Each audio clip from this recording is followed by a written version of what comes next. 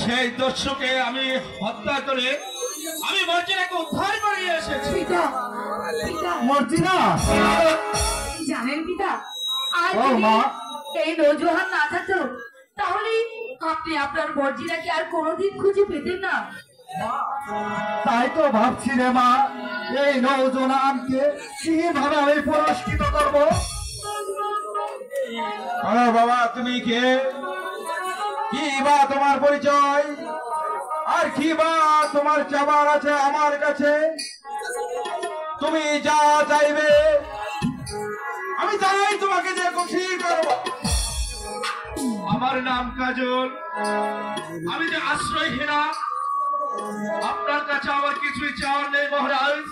আপনি যদি আমাকে একটু আশ্রয় দিতেন তাতে আমি খুশি মহারাজ। তাই দেওয়া হবে যুবক।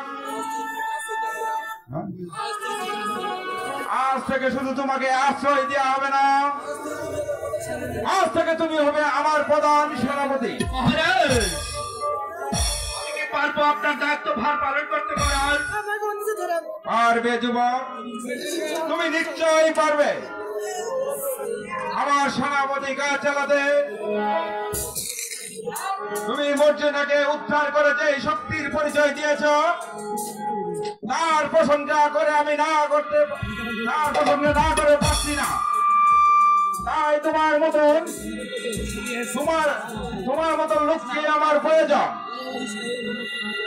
নদীর সাহেব, ওদের বিশ্রামের ব্যবস্থা করো। চলুন জাহাপা, চলে এসো মা মর্জিনা, চলে এসো।